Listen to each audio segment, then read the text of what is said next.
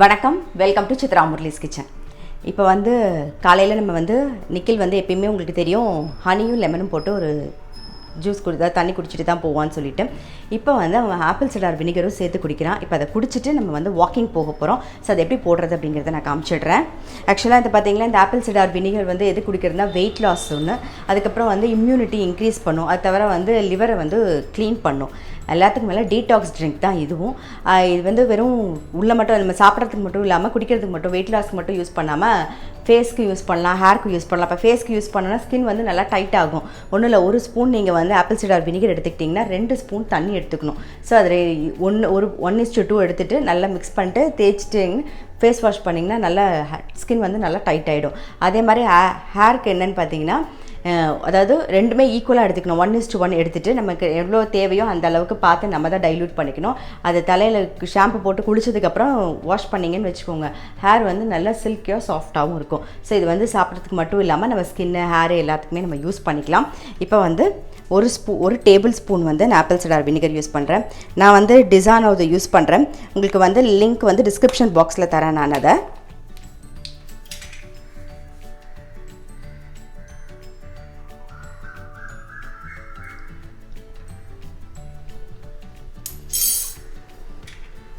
அது மாதிரி ஒரு டேபிள் ஸ்பூன் லெமன் ஜூஸ் புரிஞ்சிக்கலாம். ஹனி ஒரு டீஸ்பூன் விட்டுக்கலாம்.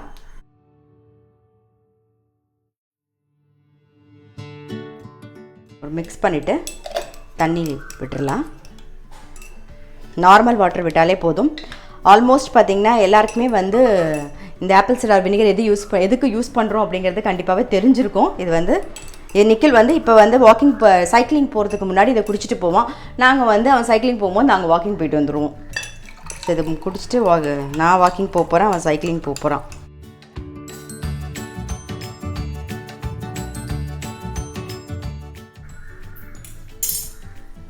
நிக்கில் எடுத்துக்கோ நான் கண்ணம்மா. ஸோ வெயிட் லாஸ் ட்ரிங்க்கும் ரெடி ஆகிடுது. ஸோ நிக்கில் இப்போ குடிச்சிட்டு சைக்கிளிங் போக போகிறான். நான் வாக்கிங் போயிட்டு வந்துட்டு அடுத்தது என்ன சமைக்கிறேன் அப்படிங்கிறத நம்ம பார்க்கலாம்.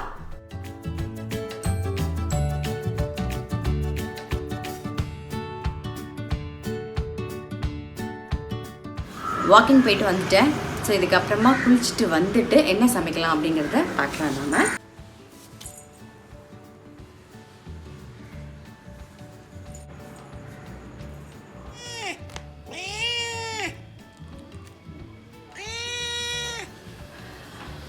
பூனை பால் குடிக்க ரெடி ஆகிடுது. ஸோ முதல்ல நம்ம பூனையை கவனிச்சுட்டு வந்துடுவோம்.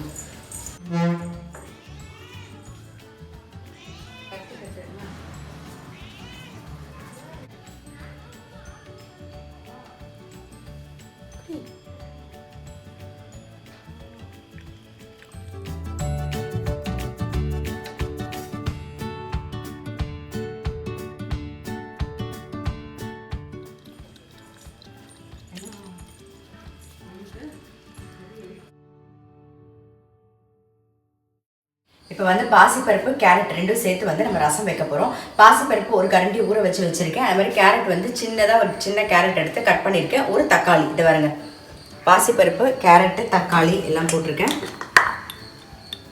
மஞ்சள் பொடி சேர்த்துக்கலாம். இதை வேக வச்சு எடுத்துடுறோம். முதல்ல இது பாசிப்பருப்பு, இதுதான் பைத்தம்பருப்பு கேரட்டு தக்காளி மூணுத்தையும் சேர்த்து நம்ம வேக வச்சு எடுத்துக்கலாம்.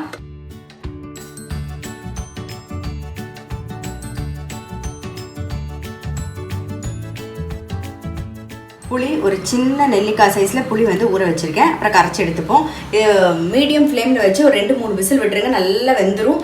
உங்களுடைய குக்கர் தகுந்த மாதிரி பார்த்து விட்டுடுவோங்க. வெண்டைக்காய் கறி அப்புறம் பீர்க்கங்காய் கூட்டு பண்ண போகிறோம். நாம்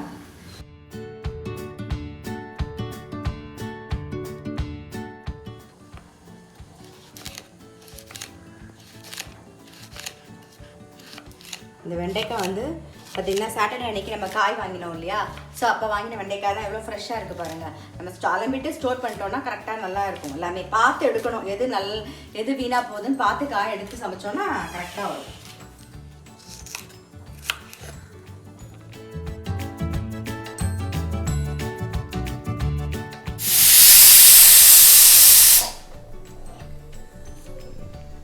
பருப்பு நல்லா வெந்தெடுத்து ஸோ அது ப்ரெஷர் அடங்கட்டும். அதுக்குள்ளே நம்ம வந்து வெண்டைக்காய் வந்து கறி பண்ணிக்கலாம். கொஞ்சம் காயட்டும், காஞ்சோடனே எண்ணெய் விடலாம். அது மாதிரி பீர்க்கங்காய் பாருங்கள், இதுவும் வந்து சாட்டர்டே வாங்கின பீர்க்கங்காய் தான். உங்களுக்கு கட் பண்ணும்போதே தெரியும், நல்லா கிறிஸ்பாக இருக்குது பாருங்கள். ஸோ இதில் வந்து ஃபஸ்ட்டு இந்த மாதிரி இருக்கு இல்லையா, இந்த மேலே இந்த லைட்டாக ஷார்ப்பாக, ஸோ அதை முதல்ல எடுத்து போட்டுருவோம். அதுக்கப்புறமா தோல் எடுத்துடலாம். இது வந்து ஃப்ரிட்ஜில் வைக்கணும்னு அவசியம் இல்லை. நீங்கள் பார்த்துருப்பீங்க, நான் வெளியிலே தான் வச்சுருந்தேன். இது மாதிரி தோல் வேணும்னா நம்ம வந்து தொகையில் அரைச்சிக்கலாம். தொகையில் அரைக்கிறதா இருந்ததுன்னா வரமிளகா, உளுத்தம்பருப்பு, கொஞ்சோண்டு புளி, வரமிளகாயும் உளுத்தம்பருப்பையும் நல்லா வறுத்துக்கோங்க. கொஞ்சம் புளியும் சேர்த்துட்டு தேங்காய் வச்சு இதையும் இந்த பீர்க்கங்காய் தோலையும் நல்லா வதக்கிட்டு அதுக்கப்புறம் இஞ்சி எல்லாம் சேர்த்து வதக்கிட்டு அரைச்சிங்கன்னா நல்லாயிருக்கும். நான் இன்றைக்கி தொகையில் அரைக்க போகிறதில்ல. நான் வந்து இந்த செடி இதை தோலை வந்து சீவிட்டு குட்டி குட்டியாக கட் பண்ணிவிட்டு செடியில் போட்டுருவேன். இப்போ வெண்டைக்காயோட காம்பும் இதுவும் எடுத்து வச்சோமா, ஸோ எல்லாத்தையும் சேர்த்து பொடி பொடியாக கட் பண்ணிவிட்டு செடியில் போட்டுருவேன். அது அப்படியே வந்து மக்கி உரமாயிடும் நமக்கு.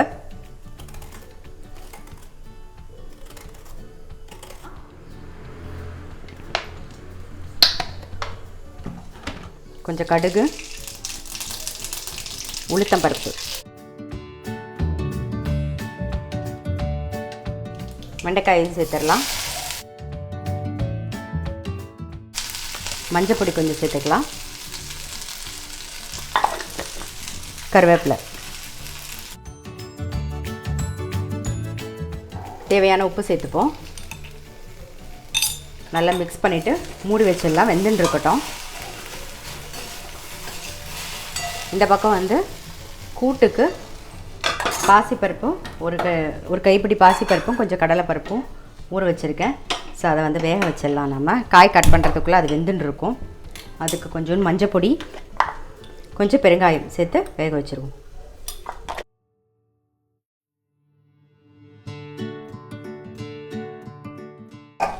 மூடிலாம் வெந்துன்னு இருக்கட்டும். பீர்க்கங்காய் எல்லாம் கட் பண்ணியாச்சு. ஸோ இந்த பக்கம் பாருங்கள், வெண்டைக்காயும் நல்லா வெந்துடுது. வெண்டைக்காய் வந்து நல்லா வெந்துடுது. நான் வெண்டைக்காய் தேங்காய் போட்ட கறி தான் பண்ண போகிறேன். ஸோ அதனால் காரத்துக்கு ரெட் சில்லி பவுடர் கொஞ்சம், பெருங்காய பொடி சேர்த்துக்கலாம்.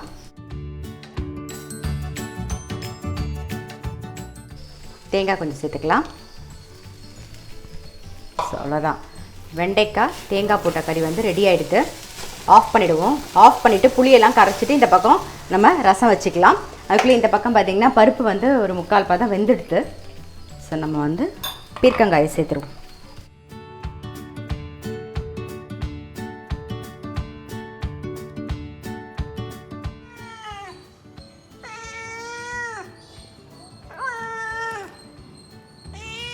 ஸோ புளி தண்ணி வந்து கரைச்சிண்டாச்சு. சின்ன லெமன் சைஸில் புளி போட்டிருக்கேன். கொஞ்சம் மஞ்சள் பொடி, அப்புறம் ரசப்பொடி ஒரு ஸ்பூன் போட்டுக்கலாம். உப்பு, தேவையான உப்பு சேர்ந்து லைட்டாக புளி தண்ணி வந்து கொதிக்கட்டும். அதுக்குள்ளே இங்கே பாருங்கள், தக்காளி, கேரட்டு, பாசிப்பருப்பு 3மே நல்லா வெந்துடுது. நல்லா மசிச்சுக்கலாம். நம்ம கொஞ்சம் கருவேப்பிலை, கொஞ்சம் கொத்தமல்லி சேர்ந்து கொதிக்கட்டும். தண்ணி நல்லா கொதிக்கட்டும். அதுக்குள்ளே வந்து இதை கட் பண்ணி நம்ம வாசலில் செடியில் போட்டுட்டு வந்துடலாம். கொஞ்சம் கொஞ்சம் ஃபுல்லாக இந்த மாதிரி பொடி பொடியாக கட் பண்ணிட்டிங்கன்னா ஈஸியாக இருக்கும். ஒன்றும் இல்லை, எல்லாத்துலேயும் நிரவி போட போகிறேன் நான். மிக்ஸ் ஆகிடும். கொதிக்கட்டும். அதுக்குள்ளே நம்ம வந்து செடிக்கு போட்டு வந்துடலாம்.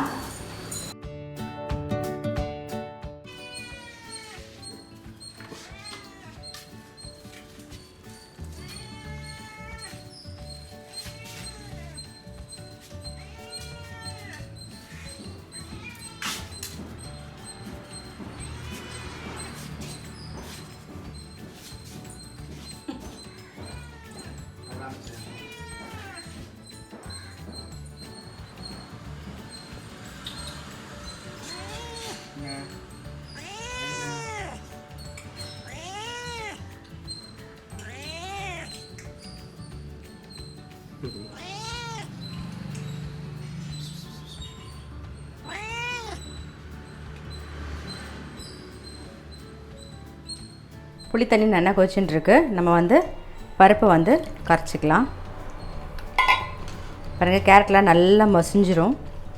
கையில் மசிச்சு விட்டுக்கலாம். புளி தண்ணி கொதிச்சு எடுத்து நம்ம வந்து பருப்பு ஜலத்தை விட்டுறலாம். நல்லா பொங்கி வரும்போது ஆஃப் பண்ணிடலாம். ரசத்துக்கு வந்து கொஞ்சம் வெல்லம் சேர்த்துக்கலாம்.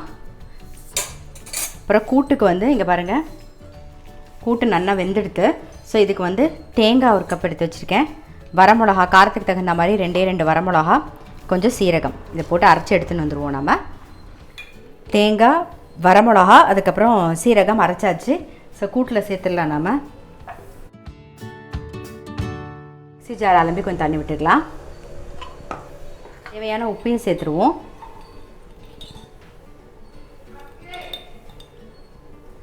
ஸோ எல்லாம் சேர்ந்து ஒரே ஒரு கொதி வரட்டும்.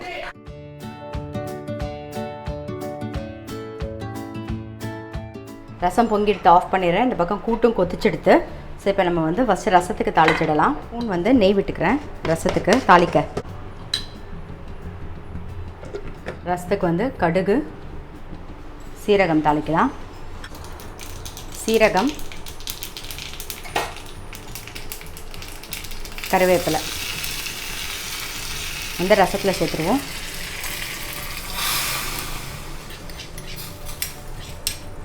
கொஞ்சம் கொத்தமல்லி தூவிடலாம். அவ்வளோதான், நம்மளோட ரசம் ரெடி ஆகிடுது. ஸோ இந்த பக்கம் வந்து நம்ம தேங்காய் எண்ணெயில் கூட்டுக்கு தாளிச்சிடலாம். ஸோ தேங்காய் எண்ணெய் வந்து 1 ஸ்பூன் தேங்காய் எண்ணெய் விட்டுக்கலாம். 1 ஸ்பூன் தேங்காய் எண்ணெய். அப்புறம் எப்பயும் போல் பச்சை தேங்காய் எண்ணெய் 1 ஸ்பூன் கூட்டு மேலே விட்டுருவோம். நல்லா டேஸ்ட்டாக இருக்கும். தேங்காய் எண்ணெய் நல்லா காஞ்சிடுது. கொஞ்சம் கடுகு, உளுத்தம்பருப்பு, சீரகம் கூட்டுக்கு தாளிக்கிறோம். இப்போது கொஞ்சம் கருவேப்பிலை,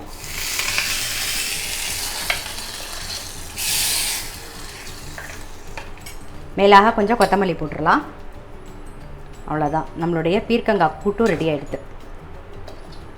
ஸோ இன்றைக்கி என்ன ரெசிபின்னு பார்த்துருப்பீங்க. பாசிப்பருப்பு, கேரட்டு, தக்காளி போட்ட ஒரு ரசம், அப்புறம் பீர்க்கங்காய் கூட்டு. ஆஸ் யூஷுவல் எப்பயும் பண்ணுற மாதிரி தான் கூட்டு.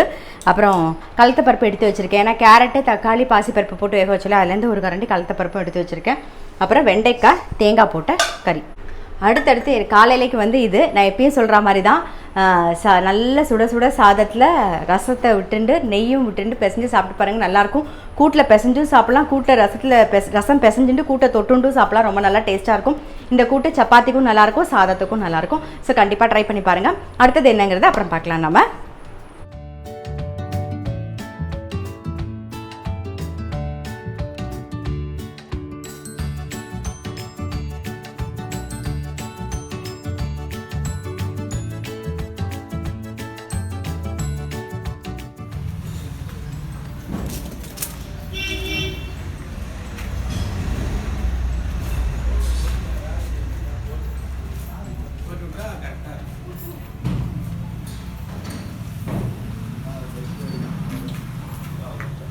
அப்படி பின்னாடி வாங்க,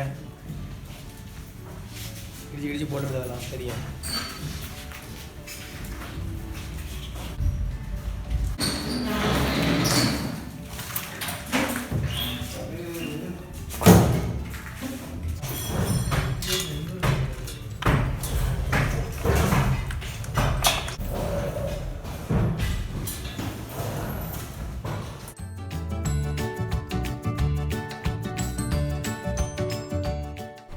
இப்போ வந்து பிரெட் அல்வா தான் நான் பண்ண போகிறேன். ஏன்னா வந்து நிக்கில் வந்து பிரெட் அல்வா கேட்டான்.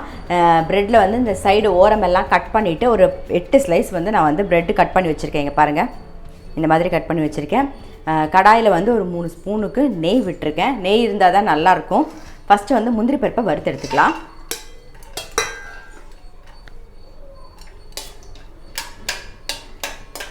அப்புறம் இந்த பக்கம் வந்து ஒரு 1/2 லிட்டர் பால் காய்ச்சி வச்சுருக்கேன். நான் பாருங்கள், 1/2 லிட்டர் பால் காய்ச்சி ரெடியாக வச்சுருக்கேன்.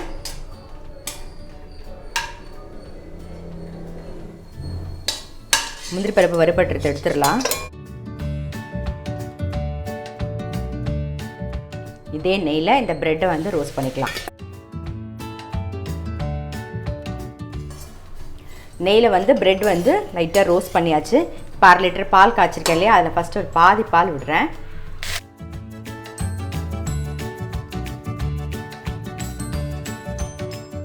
ஸோ 1/2 லிட்டருமே விட்டுடலாம். நல்லா இந்த பாலில் கொதிச்சு வரும்போது நல்லா டேஸ்ட் இருக்கும்.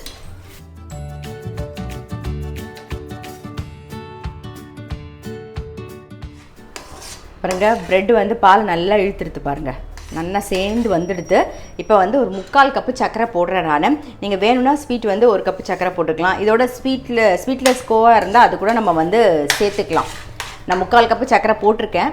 உங்களுக்கு ஸ்வீட் கொஞ்சம் கூட வேணும்னா 1 கப் சர்க்கரை போட்டுக்கோங்க.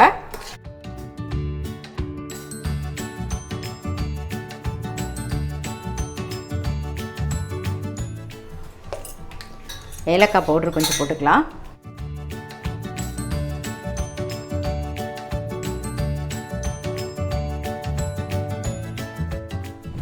லாஸ்ட்டாக இறக்குற சமயத்தில் ஒரு 2 ஸ்பூன் நெய் விட்டுக்கலாம். விட்டுட்டு முந்திரி பருப்பையும் சேர்த்துடலாம்.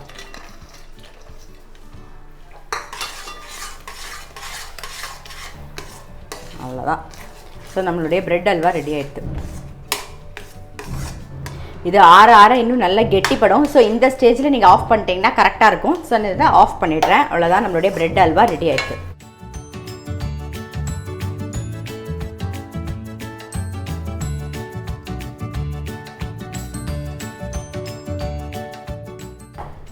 காலையிலேருந்து குக்கிங் பிளாக் பார்த்துருப்பீங்க. கண்டிப்பாக உங்கள் எல்லாருக்குமே பிடிச்சிருக்கும். நான் பண்ண மாதிரி பாசிப்பருப்பு, கேரட்டு, தக்காளி சேர்த்து ரசம் பண்ணி பாருங்கள். ரொம்ப நல்லா டேஸ்ட்டாக இருக்கும். கண்டிப்பாக இந்த குக்கிங் பிளாக் உங்கள் எல்லாருக்குமே ரொம்ப பிடிச்சிருக்கும்னு நினைக்கிறேன். நான் அடுத்த வீடியோவில் சந்திக்கிறேன்.